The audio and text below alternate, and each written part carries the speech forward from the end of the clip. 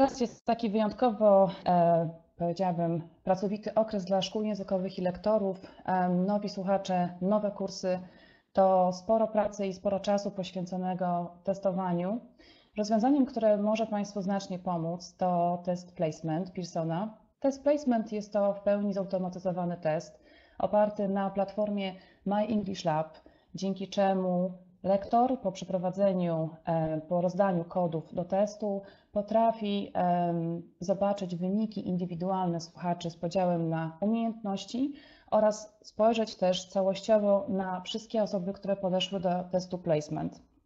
Test placement, test poziomujący, dostarcza nam wyniki w zaledwie 30 minut. Dostępny są w 3 wersjach, a pierwsza wersja, taki kod indywidualny do testu placement, mogą Państwo zakupić już w cenie 14,99 zł. Czyli za niecałe 15 zł możemy bez tracenia naszego czasu rzetelnie przetestować naszych słuchaczy, podejrzeć i podsumować wyniki, następnie podzielić ich do odpowiednich grup. Rozwiązaniem, które pomoże nam w mierzeniu postępów w trakcie roku, to seria testów Progress. Testy Progress to również testy oparte na platformie My English Lab. To seria testów, które przeprowadzamy na początku, w trakcie oraz na koniec kursu językowego. I dzięki takim testom możemy wykazać postępy w nauce. Informacja zwrotna jest kluczowa dla naszych słuchaczy i dla nas samych, dla lektorów, ale również będzie doskonałym źródłem informacji, które przekażemy na przykład rodzicom uczniów. Czyli wykorzystując narzędzie placement do testowania na początku oraz serię testów Progress, mamy kompletny pakiet testów, które możemy wykorzystywać w trakcie całego roku szkolnego. Dla osób, które szukają narzędzia pozwalającego na przeprowadzenie testu poziomującego bez względu na miejsce i na czas, które może być na początku, w trakcie, jak również przeprowadzane ad hoc, to testy Versant. Test Versant jest również w pełni zautomatyzowanym testem. Tak samo jak placement, Versant testuje wszystkie sprawności językowe. To, co otrzymuje zdający, to raport ze szczegółowym wynikiem w podziale na umiejętności, jak również z cenną informacją zawierającą rekomendacje do dalszej nauki. Obecnie test Versant objęty jest promocją 50% taniej, a szczegóły tej promocji znajdą Państwo na stronie naszego sklepu pearson.eduksiążka.pl. Przy zakupie podręcznika test Versant możemy zakupić za połowę ceny. Z nowości wydawniczych w naszej ofercie pojawił się kurs Big English Plus, dedykowany uczniom w wieku 6-12 lat. Big English Plus to intensywny kurs wykorzystujący wszystkie najnowsze trendy w nauczaniu języka angielskiego, ale też między innymi jest to doskonałe źródło przygotowujące do certyfikatów językowych dla dzieci, takich jak na przykład Pearson PT Young Learners. A Big English Plus dostępny jest na 6 poziomach. Dla osób, które znają tą serię, dodam, że zawiera ponad 25% więcej materiału niż jego edycja Big English. Oba kursy, Big English i Big English Plus, to doskonałe źródło wiedzy dla dzieci, które pozwala im skutecznie rozwinąć komunikację i nabrać takiej pewności siebie w posługiwaniu się językiem. Dla osób, które przygotowują się do egzaminów, w ofercie mamy kurs Expert IELTS. Seria Expert to seria przygotowująca do międzynarodowych certyfikatów językowych. Expert IELTS skupia się na przygotowaniu do egzaminu IELTS. Nie tylko gruntownie przygotowuje do samego testu, ale również dba o równomierny rozwój wszystkich sprawności językowych. Dzięki temu może być śmiało kursem wykorzystywanym na zajęciach o profilu General English. Dla osób, które nie znają kursu Big English bądź serii Expert, jak również innych naszych materiałów, polecam gorąco wejście do e-panelu. W e-panelu znajdą Państwo wszystkie niezbędne komponenty w wersji cyfrowej. Informacje o e-panelu znajdą Państwo na naszych stronach wydawnictwa, czyli pearson.pl. I pragnę jeszcze przypomnieć Państwu o możliwości zakupu książek dla wszystkich grup wiekowych, czyli dla nastolatków, ten kurs Gold Experience przygotowujących do egzaminów, kursach dla dorosłych, jak również całej serii kursów egzaminacyjnych. Warto wiedzieć, że dla lektorów, które zakupują materiały dla swoich słuchaczy, przygotowaliśmy specjalną ofertę. Magicznym numerem jest 8. Przy zakupie minimum 8 zestawów materiałów dla słuchaczy zapewnimy lektorom komplet materiałów lektorskich. W sytuacji, w której zakupują Państwo mniej niż 8 zestawów, oferujemy zestawy lektorskie z rabatem 50%. Myślę, że warto. Ofertą objętych jest bardzo dużo różnych tytułów, których najczęściej korzystają lektorzy w szkołach językowych. Na sam koniec pragnę Państwu powiedzieć o egzaminach Pearsona, ponieważ Pearson oprócz testów poziomujących, mierzenia postępów, również przygotował w swojej ofercie certyfikaty językowe. Dla najmłodszych opracowaliśmy serię testów PT Young Learners. PT Young Learners to testy dla dzieci już od 6 roku życia, których absolutnym wyróżnikiem jest bezstresowa formuła, polegająca m.in. na tym, iż test ustny przeprowadzany jest w formie gry planszowej, w którą grają uczniowie, kandydaci na egzamin, zdają razem ze swoimi rówieśnikami. A starszym uczniom oferujemy 6-poziomowy egzamin PT General, który prowadzi ich aż do poziomu C2. PT General to egzaminy, które nie tylko motywują, ale również pozwalają dostać się studentom na wybrane uczelnie, a dla osób planujących zmiany w swojej karierze zawodowej dodam, że PT General wpisany jest w wiele rozporządzeń ministerialnych i między innymi zdane na poziomie 3, co jest odpowiednikiem poziomu B2 w skali CEFR, jest oficjalnym potwierdzeniem kwalifikacji językowych wymaganych od nauczycieli planujących rozpocząć pracę w klasach 1-3 bądź przedszkolu. Osoby zainteresowane biznesem, osoby, które językiem biznesowym posługują się bądź muszą się posługiwać, warto polecić egzamin LCCI. LCCI to szeroki wachlarz egzaminów biznesowych, jak również obejmujących język specjalistyczny. A co ciekawe, dla lektorów, którzy prowadzą kursy o profilu biznesowym, może być to, że w ofercie LCCI również znajduje się egzamin LCCI First Certificate for Teachers of Business English.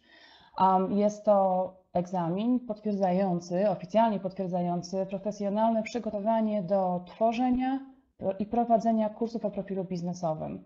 Często również jest wymagany od lektorów, którzy rekrutowani są do realizacji projektów językowych.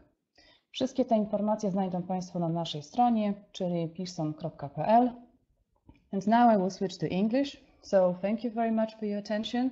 That's all from me, and over to Richard, and I hope you'll have an amazing session. Thank you very much.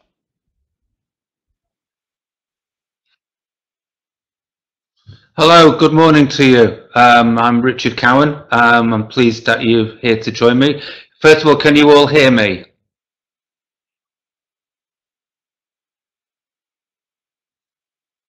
Okay, looking good. Okay, thanks. So, welcome to this webinar. We're going to talk about exam English. It's titled How to Run the Exam Race and Win Gold. And it's a Pearson perspective on helping our students to achieve exam success. Just to give you a quick run through the order of the session today. We'll begin with some introductions, briefly through some objectives, and then onto the presentation properly. We'll be looking at general tips for preparing for the exam race, actually running the exam race, so focusing on skills and language. And then another section of the race necessities before we finish off with key points for winning that all-important exam race. As an introduction, basically, obviously this is a pertinent time of the year. It's about the beginning of the new semester, and obviously we want our students to excel in an exam situation. So I hope that you'll pick up some key tips in this session today. Okay, just to introduce myself first, I'm going to play a little game for you, and I use this in class quite often. Actually, I find it's a really nice kind of introduction to myself, and it's called the Lies game. And basically, I'm going to give you 5 sentences about myself. Please participate, and all you need to do is type T for true or F for false, and they're just some simple sentences about myself. So, are you ready? Here's my first sentence. Blue is my favorite color. True or false?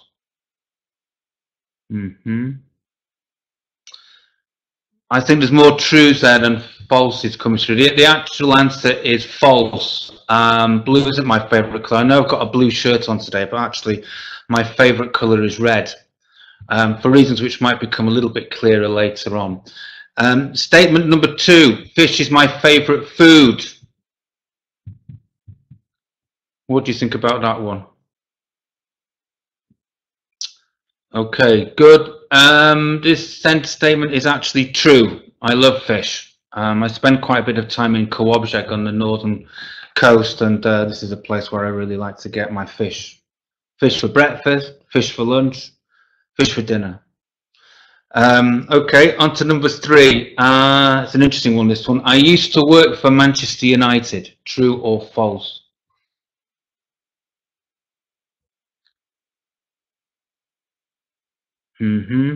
Bit of a mixture. The actual answer is true. I did work for Manchester United. Not as a footballer, I hasten to add, but I had a summer job as a student, which involved me picking up chewing gum off the terraces of the football ground. It lasted for about 3 weeks, and it almost led to me falling out of love with Manchester United altogether. And by the way, the fact that I support Manchester United is a clue to my favourite colour, which is red. Number 4, my wife is English. True or false?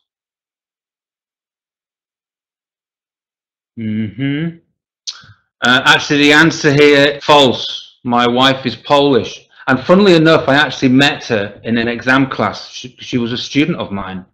So there's always hope for us in all exam classes. You never know who you meet. And finally, my final statement about myself. I like running. True or false?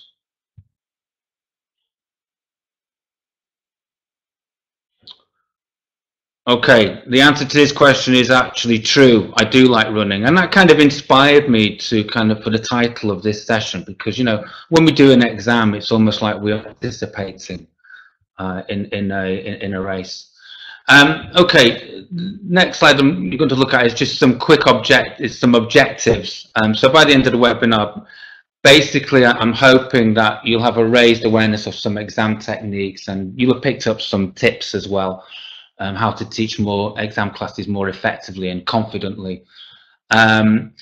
Just a personal anecdote here, in my first school, when I worked in central Poland, and I was given an exam class. It's my first experience of teaching, more or less, and I was like the proverbial rabbit kind of caught in the dazzling lights of the oncoming traffic. I didn't know what to do, and the result was kind of quite a disappointing experience for the students, actually, because I really hadn't prepared properly for it, and it really taught me an important lesson.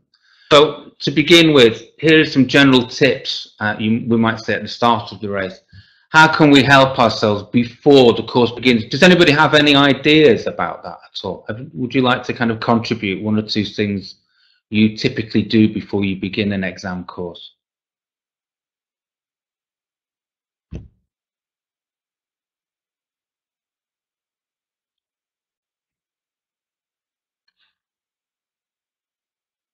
Okay, some nice ideas coming through. Look at how it's assessed. Thank you, Marjana.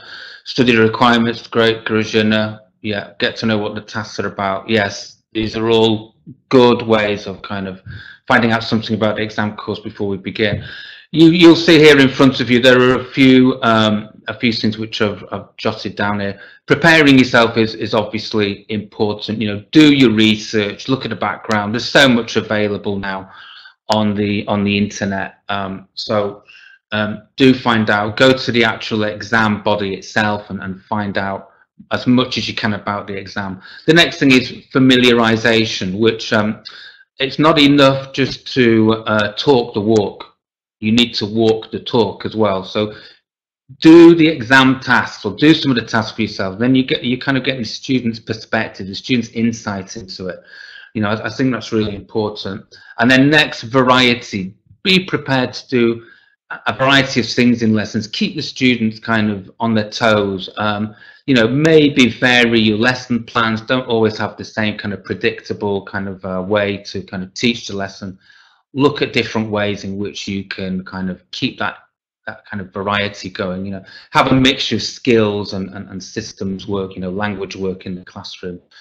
And balance, again, this is again, you know, for example, you know, we need to keep a balance between skills work and systems work, but also between kind of heads down study work, but also fun. You know, let's have some fun as well in the exam classes. There's no need to be serious all the time. And finally, use a teacher's book, and I've underlined there now. Why? Because now's a really good time to get familiar with it just before the course begins. Teachers' books are so useful, so much great information in them. I'll talk a little bit more about teachers' books a little bit later. Okay, now one of the most important things to do at the beginning is to get to know your students at the beginning of the exam course. There's a little thing here which Pearson's have produced from a study. Basically, the actual point here is that teachers need to build really effective relationships with their students, and I think that is absolutely vital, and it's something which I spend quite a lot of time on doing when I'm teaching an exam course. How to do that? Well, we've got things like, for example, icebreakers. You experienced one just now, was the live game that I played a little bit earlier. There's also, I will talk a little bit on typical icebreaker that I use, which I think is a really good introduction. But before that, also you can do things like a needs analysis. This can be kind of quite a straightforward thing. You're just finding out a little bit about the student's perspective. What are their strengths and weaknesses? You know, what kind of things do they like to do in class? What kind of learner are they? Are they a visual learner? Do they like to learn through analysing things? You know, all this thing is useful information for you and helps you to prepare your lessons, the best possible lessons, and give them students the best possible experience you can. Another thing I've got on here is diagnostic testing. You know, this is just maybe giving students a 20-minute test on grammar and vocabulary.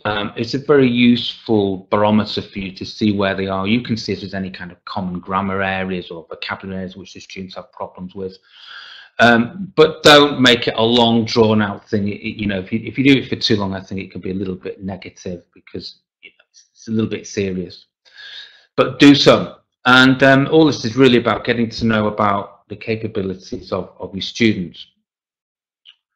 Okay. Now, my favourite icebreaker is something called Culture Star. Does anybody know what Culture Star is? Have you played this activity before? Does it make any sense to anybody?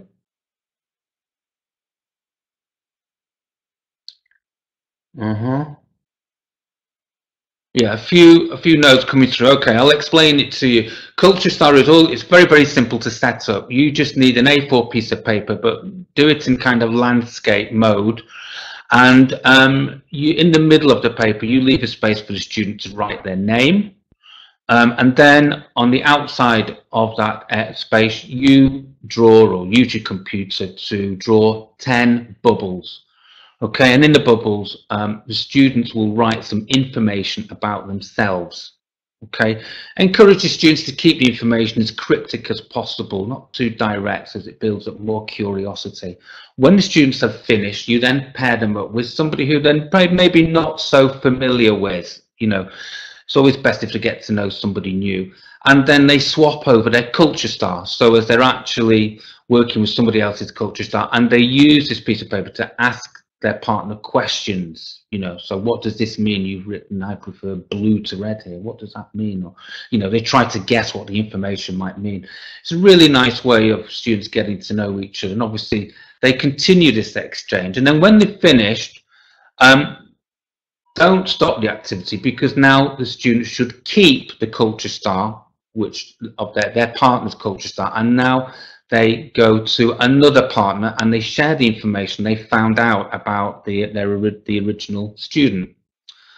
And you can continue this. I mean, maybe just chatting to one other partner is enough, and then call an end to the activity and do some quick feedback. Find out one interesting thing about each of the people in the class, each of the course participants, and keep a note of it, because you can feed this into the next lesson. It's just a nice thing to kind of begin the next lesson with a kind of reminder. And why do culture style? Well, you know, it's great for speaking. You as a teacher, you can go around. It's a kind of nice diagnostic tool. You can see how good the students are at speaking. You can do some feedback with that. Writing as well, because this could form some homework for you. You can tell the students, okay, you've got an outline of somebody's personality and their interest. Now write 100, 150 words about them. And you can take that in, and again, you get a kind of a look at their writing. It's just a nice getting to know you kind of tool. So yeah, I recommend Culture Star. Okay, so let's move on now to look at some of the skills involved in running the exam race. Can you tell me which skills are receptive and which skills are productive? Can you write some ideas about that? So first of all, which are the receptive skills? Good.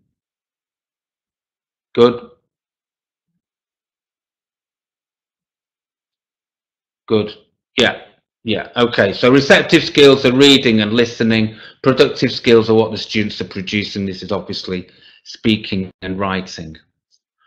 Okay. So let's have a look at the first exam skill, which is reading. Now, personally, I don't spend an awful lot of lesson time doing reading tasks in class. Why?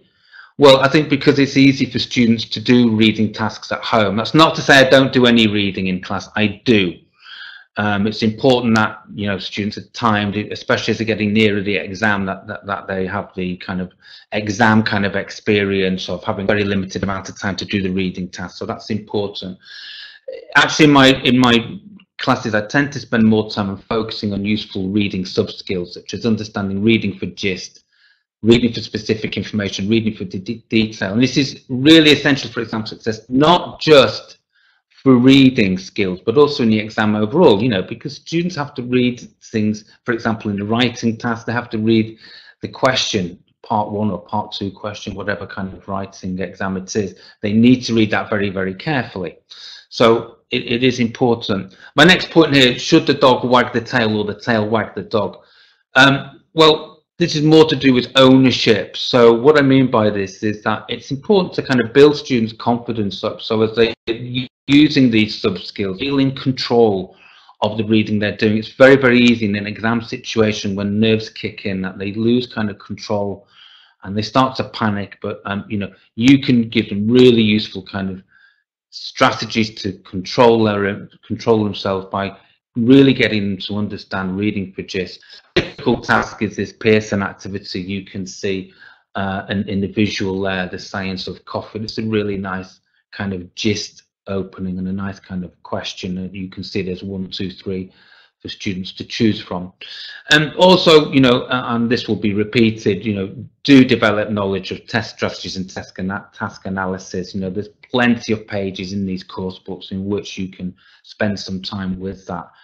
And, you know, use the activity, reading activity, also to promote skills such as, you know, complementary things such as vocabulary. Reading and vocabulary often go together really well. And finally, my final tip for reading is to really encourage students to do some reading outside of the classroom. Most of the reading we do in the course book is what we call intensive reading. They tend to be short passages, but extensive reading, you know, you can do things with recommending websites, trying to find out the students' interest, you know, what kind of things, what kind of interests they have, you know, so encourage them to explore websites, English websites, so they can follow their interests, you know, or books, you know, if they're into books, then harness that interest. There's lots of readers, short readers which students can also use as well. Okay, next skill we're going to look at is writing, which I think, I don't know whether you agree with me. Do you think this is a difficult skill for students to follow up on? I think it's. What do you think? Yeah.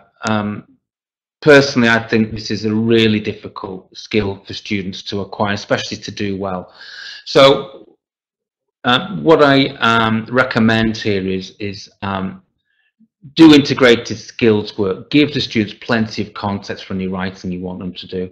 I'm also a great believer in the process approach, because I think this helps to build up so much students' kind of sub-skills that they'll need for writing. So, for example, they need to organize their writing, they need to generate ideas, they need to think about what language and vocabulary we're going to use, and the process approach is a really good way to do that. It's a slower approach, but I think students gain a lot more from this approach. There's lots of good books on the process writing approach, so if you're not familiar with it, please take some time to have a look at that. And obviously a lot of books these days focus on genre. So for example, you know, you can get some very interesting insights about how to write reviews, you know, the typical features of writing a review, and the typical language which might be used in the style of writing. And also, again, I will repeat this, peer checking, this key word, learner autonomy. Most course books, a lot of the Pearson course books, is a fantastic thing. They have a writing checklist at the back of the book. Please refer the students to this writing checklist, because you know, before they write their task, they can have a look at the checklist and check expectations, you know, and indeed they should check it again at the end. And plenty of exam strategy as well, how to tackle exam. I mean, maybe this will become a little bit more intensive as the date towards the exam develops. Now, at the bottom of the page, you'll see mention of this word COAST. So what is COAST? Well, it's an acronym. Can you guess what it means? It suggests being on the edge of something, hopefully in some kind of exam success. I'll give you some more clues. Can you complete the words here? So you've got con, you've got org, you've got ac, you've got sty, and you've got tar re. That's one phrase, if you like. What do you think these words mean, which form the acronym COAST? Any ideas? Write your ideas down, please.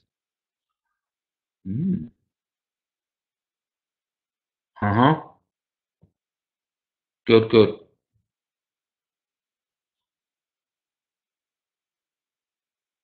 Great.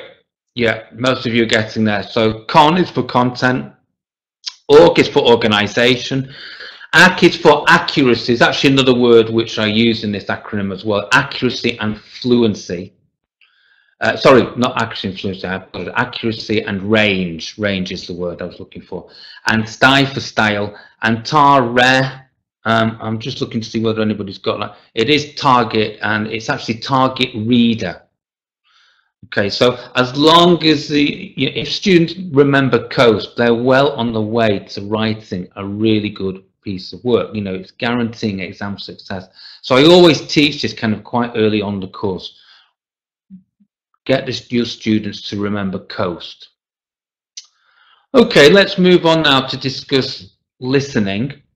Well, I kind of do quite a lot of work with listening in class, because it is a skill which is more difficult to practice outside of class. Of course, there are listening opportunities all around us, but thinking in the context of exam preparation, I do spend time with exam strategies, things like prediction, word forms, underlining key words. I mean, please tell the students that they do get a little bit of time before they have to listen to part 1 or part 2 of a listening text.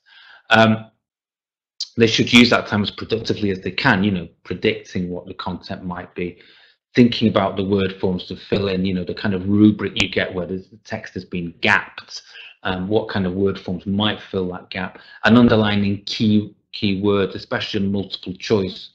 One example I've got of something which I do when I adapt something is for a multiple choice listening activity. What I tend to do is I write the questions from the course book on the whiteboard. I don't let the students look at the questions in the course book. I just write the STEM questions. I don't write the distractors. And then the students, having read the questions, I then play the recording. The students listen and they take notes. They then work in pairs or small groups. They compare their notes. I take a little bit of feedback, and then I'll refer them to the appropriate page in the course book. And then this time they're faced with A, B, C, and D for each of the distractors are there, and then they choose based on their on what they've listened to, which answer do they think is correct. And the next time they're listening to confirm their answers. So it's just an adaptation of what's in the course book. So do things like that, and gamify. Make it a bit of a game. How many answers can the students get correct? Maybe draw it out a little bit. You can use a whiteboard and elicit, what kind of answers did they put down? Was it A, B, or C, or and then draw it out a little bit, and then you can give them the answers and maybe a little prize at the end. Why not? One of the essential listening skills is concentration, of course. I don't know whether any of you have seen this. It's called the dog video. If you go on YouTube, for example, do a search, and there's a really nice video where a man is talking to a dog, actually, and obviously talking about the dog's favorite topic, which is food. And it's really, really cute because the man is kind of talking to the dog and mentioning some keywords, and the dog is kind of, his head's going left and right and left, and listening to the man and taking the information. And it's really, really nice little thing to give your students, and they can, the essential message being concentration is vital in a listening test. Tape scripts are often undervalued. Please use them. How many people use tape scripts? Can you show me? Do you use tape scripts?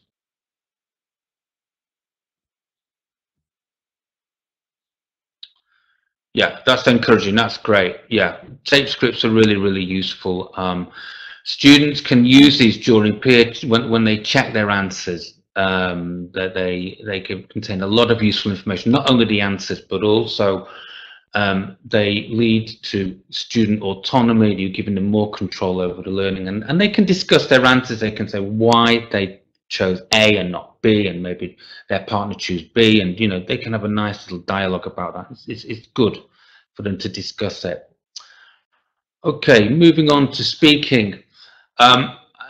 Speaking obviously is something, when we think about it, most students need to speak. It's obvious. A little exam anecdote from myself. I mean, I do work as an examiner for various different organizations, and the problem I have is avoiding the 40-wink syndrome.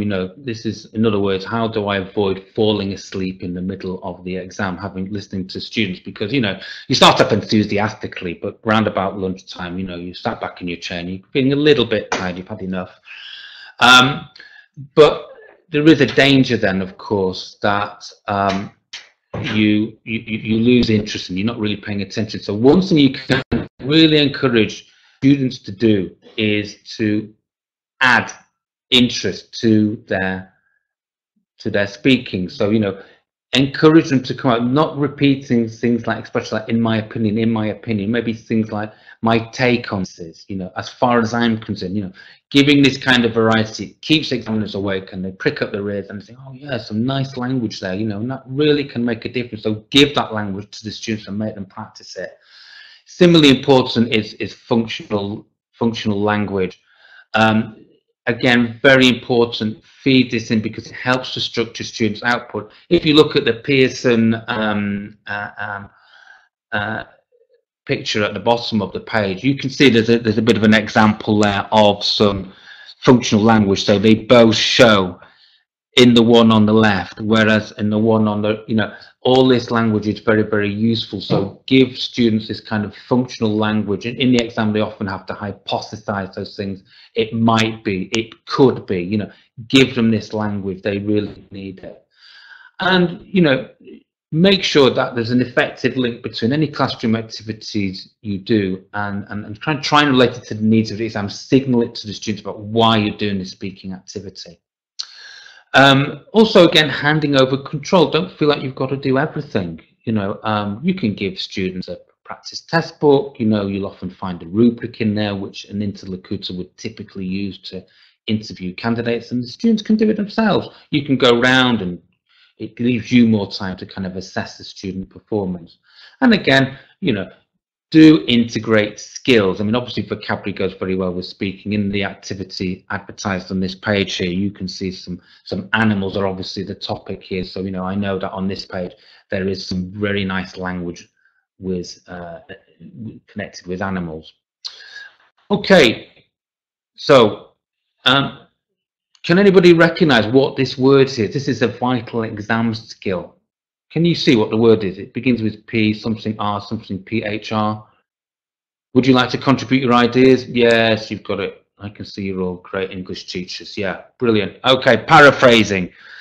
Yeah, it's an absolutely vital exam skill. I can't emphasize it too much. Very often in the reading and the listening exams, this is what students are tested on, how effectively they understand the paraphrasing process. So obviously you've got a question, and then in the text, the answer to the question will surely appear, but the students have to appreciate the fact that they need to identify the link between the question and what is actually in the text. And it's really important because it will enable them to get the correct answer. That's what we want. Practical activities for paraphrasing include things like hot seat. This is a game. I don't know whether you're familiar with hot seat, but basically you split the students into groups. One student from each group sits with their back to the board. You write the words on the board, and the other students who can see the word have to explain the word or phrase to the student with the back to the board. And of course, whilst they're doing this, they're not allowed to use the target language on the board. They have to paraphrase. Yeah, and it really builds up that kind of experience of having to paraphrase. Hot seat's a really nice activity. Actually, it's very lively and a fun activity. Next thing is rephrasing activities. So you can use keyword transformations. It's all about paraphrasing. You know, it's useful. Noticing and highlighting. You can do this through using tape scripts, of course, from the listening. Get the students to highlight where the paraphrase is. And of course, word charades and taboo. These are kind of more games you can play in class, which involve more than an element of paraphrase. So really emphasize that paraphrasing is really important. Okay, shouldn't be all work and play, and no play rather. I want to emphasize the fact, make exam classes fun. You know, don't make it a doldrum. Don't make it so the students don't look forward to coming. It's just heads down all the time. You know, there's lots and lots of games you can play. Games include Call My Bluff, Hot Seat I've just talked about, 20 questions, vocabulary games, board games. An idea of something I use quite regularly with vocabulary games is if the students have done a reading homework, I will, for the next lesson, I will obviously go through the answers with them, but I will already have prepared 20 interesting, maybe not as many as 20, but maybe 15 interesting words or phrases from the reading text. I then write 1 to 15 on the whiteboard, and then the students open the pages, and I'll ask them to divide the text into sections from A to E. Sometimes this is done naturally in the course book anyway. And then I give the students some clues, and it's a race to find out the word or phrase that they need, you know. And it's really, really nice way of kind of playing a game as a student, but a really nice constructive game at the same time. You're really helping to prepare students. Keep it competitive in exam classes. It's a natural thing. Humans like to compete. And pacing, yeah, go at a good, it helps the fun in the class as well. Don't kind of slow down to a very, very slow pace. You know, keep the pace high. If some students are a little bit slow, you know, they just need to kind of try and catch up. You know, and I think it's important to keep on top of that. Other things, of course, do use the teacher's work, the teacher's book. You know, there's lots of photocopyable activities, and they normally contain an element of fun. So I think that's a really good thing to do. Do build in fun in every lesson if you can. You know, it really helps the lessons go swimmingly well. Okay, so we've looked at the skills, we looked at reading and writing, etc. But now we're looking at something which underpins those skills. So can anybody guess what this word is? It begins with L and ends with E. It shouldn't be this for exam students. What's the answer?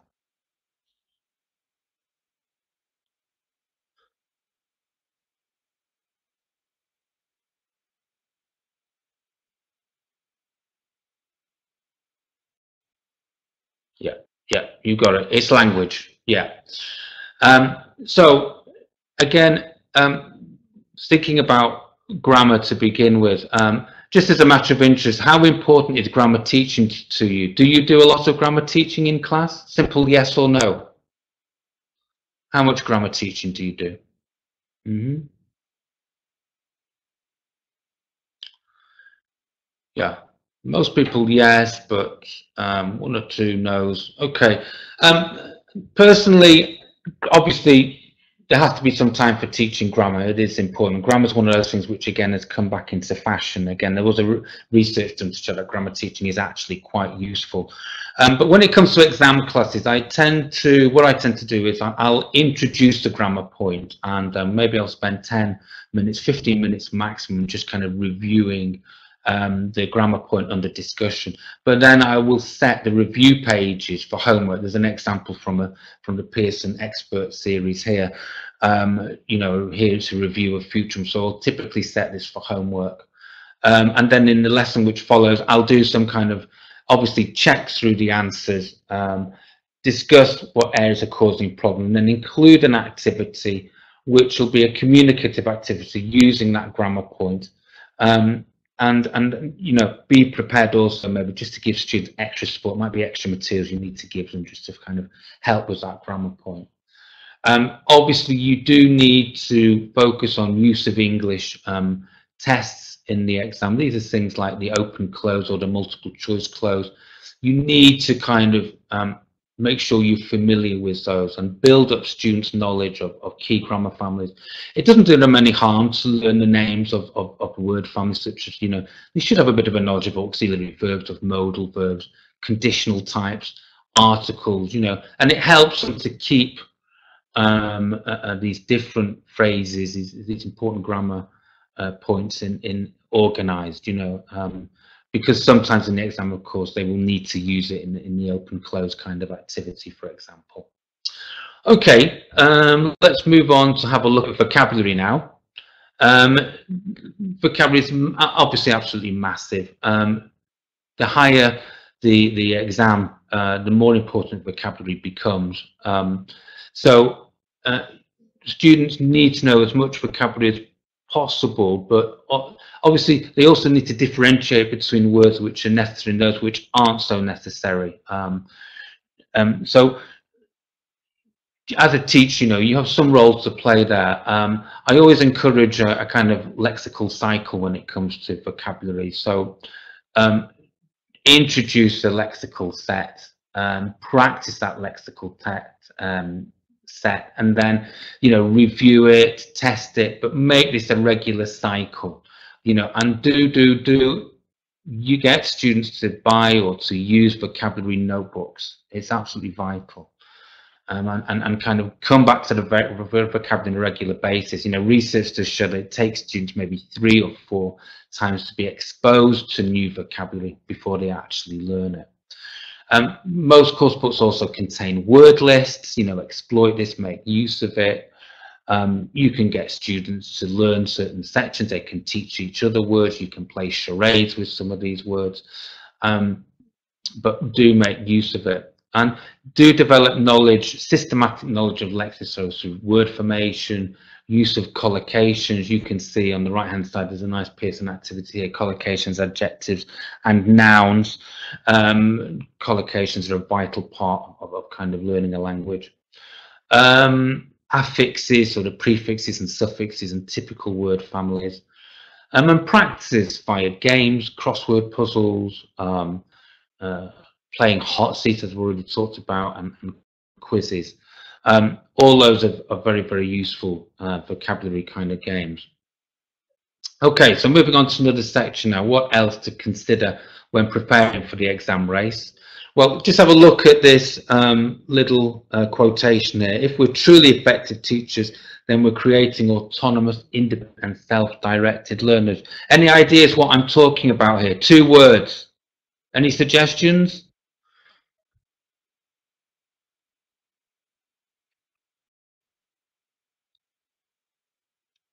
Okay, the key word, yes. Good ideas coming through. Self-directed, balanced approach, good. The 2 words I'm particularly looking for though was learner autonomy, and I think it's especially important to develop this exam students simply because there isn't enough time for the teacher to teach everything, so they need to take more responsibility. So you can do this. They can learn to peer review. We've already discussed some of this by using tape scripts, making presentations. This is another way. Making them responsible. The book stops with me. And your role as a teacher, this time you're not directing, you're facilitating, you're helping. So it changes your role as well and passes more of the onus over to the student. Some practical ideas about how they can do that. Student presentations, you can see there's an example here from experts here. You can chop up this activity. You know, you could give a group of students reading, another group of students writing, another group of students listening. You know, they go away and prepare a presentation. You can prepare and present in front of their peers. It's a nice kind of way of getting familiar with the exam and handing over control to the students. Students can create their own closed test. You know, if you've done a reading recently or a reading which you've done in the past from the course book, give them this, photocopy it, you know, use it and instruct the students to kind of gap the text. And then they can test each other. They you know, you can split students into A and B with 2 different texts, and then they can exchange text. And you know, it's a really nice thing to do, and it gives them a nice kind of that they've actually contributed towards the actual activity themselves. They've made it. With grammar activities, you know, students can teach themselves and each others. You know, you can do, when you're reviewing, for example, conditionals, maybe you can get a group to kind of look at first conditional, another group to look at second conditionals. You can do some kind of work with that, but again, handing over more control to them. So it's all about getting a balanced student learner centered approach. Okay, coming to exam strategy, how much should we do, when to do it, how to do it, getting the balance right. The answer is do some exam strategy, but build it up as the course continues. Do more and more, because it is important. Having content and knowing about English is fine, but of course this is an exam and they do need the strategy. You know, a lot of students, from my experience, they have problems in the exam. For example, in the speaking exam where I work as an examiner, sometimes we get students coming in there and they just lack exam strategy. They just don't know what to do. So do use the exam strategy. And you can do things with this. It doesn't have to be a boring read. You know, you could gap this. You could even use this as an open close activity if you look at the Pearson example here, the exam task strategy, you know. So do it kind of quite often. Don't overdo it, but you know, it does need to be done. Students need an exam strategy. And then using the teacher's book, I've already mentioned this. It is very useful. There's just so much information in the student's book. I had an experience last year, actually. Even an experienced teacher was me. I needed a lead-in for an activity that I was doing. I spent ages looking for the material. And eventually I got something, and then I opened the teacher's book, and lo and behold, a very, very similar activity was already in there. I could just have photocopied, or I could just have copied it, you know. So, you know, don't make yourself reinvent the wheel. Don't use the teacher's book. Why is it useful? You've got such things as photocopyable materials are often located there. You've got the tape scripts, of course. There's lots of lesson ideas these days. Don't forget, course books and teacher books are written normally by very experienced teachers. So, you know, there's lots of great stuff in there. They give you background information and, of course, sample answers for writing tests, which you can use with students. It makes perfect sense, you know, to use that. Why not? Okay. do remember to kind of support your learners throughout. We did refer to this earlier on when we were looking at the Pearson research page about the importance of it. So do develop and maintain that relationship. Do counselling, do regularly speak to your students, be accessible to them. Do give them homework. I give homework every lesson, you know, and I tell exam students that you should be doing at least 15 to 20 minutes of work every day on your English, you know. Be a tough taskmaster with them, you know, it's important, you know. Stretch them. And transparent learner-centered objectives, yes, make any objectives you have in the classroom. I normally put them up on the whiteboard. What are we going to do today? But write them in kind of learner-centered and learner-centered way, which is easily kind of understandable. So, you know, avoid using a lot of meta language. Like today, we're going to look at third conditionals. Maybe, you know, we're going to look at the ways of looking at the past about untrue situations, things like this. Moving on to testing and practice tests, it's very similar with the exam strategy. Do test regularly. Don't use too many practice tests at first. It's important that you pace this. Do build up exposure to the test as you go along. And another idea which I think is really important is doing mock exams. If possible, get your school's permission to run a mock exam.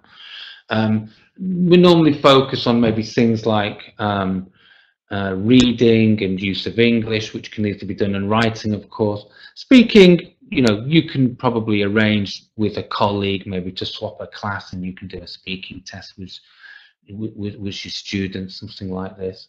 And then the results of the mock test, make sure that you discuss it with your students, give them some feedback, feed it into some counselling that you do with them. It's important to kind of keep that going. Okay, moving towards the end now of the presentation, talking about online help. So you can see there's exam preparation materials for Pearson exams, for Cambridge exams, for TOEFL and for IELTS. There's the Pearson web page address. Do make use of that. And if you're looking for more information, there's plenty of it out there. You've got the website www.englishexams and the different Pearson exams, or Pearson English exams. Get ready for Pearson Test of English, the LCCI exams for business, etc. And a very nice little introduction at www.pearson.pl film. This is also really, really good stuff. So summarizing the exam race, I'm just going to, this is the kind of the key points of what I was talking about. I'm not going to go through this again, but it's all down there. And that is a summary of the kind of points that we have been discussing. So I'll keep that on there. We've maybe got 2 or 3 minutes for any questions that you might have. So if you would like to ask a question or two, please feel free.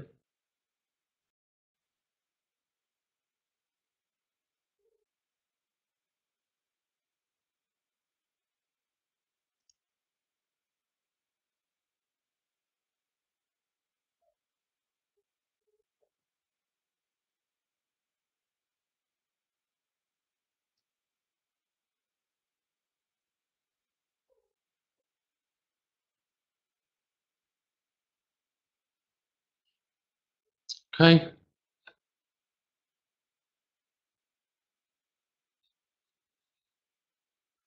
Yes, a question from Marjane who's asking, do paragraphs need to be clearly indicated in the writing component? Yes, I think students should always indicate this. The most popular way is just to leave a line, of course, between one paragraph and another, or to indent on the left-hand side. But yes, it's important that students clearly show that. In some exams, students can be penalised for not writing in paragraphs, so it's important. Do I recommend students personally any exam, any particular exam? It depends on their needs and what they're doing. You know, that's the important thing. I think you need to find out. Obviously, if they're staying in a particular country and they need it for work or something like that, then any of the main suites of exams, I would say you could recommend depending on their level. If they're going to travel outside of the UK, then obviously there's TOEFL and IELTS. Okay. Could you show the key points again? Yes, as I understand it, this presentation will be made available on the website, Pearson website, so you will be able to refer back to the key points again. Grujin is asking about what was COAST. COAST is a kind of acronym for students to enable students to give them a systematic way of writing. So C for content, O for organization, A for accuracy and range, S for style, and T for target reader. Okay, so it makes that nice little acronym COAST. It's a very, very nice little thing to give your students. Okay, I think that's it. We're coming to the end. I hope you enjoyed it and it was useful to you. Thank you very much for your participation. Have a great day today. Bye-bye.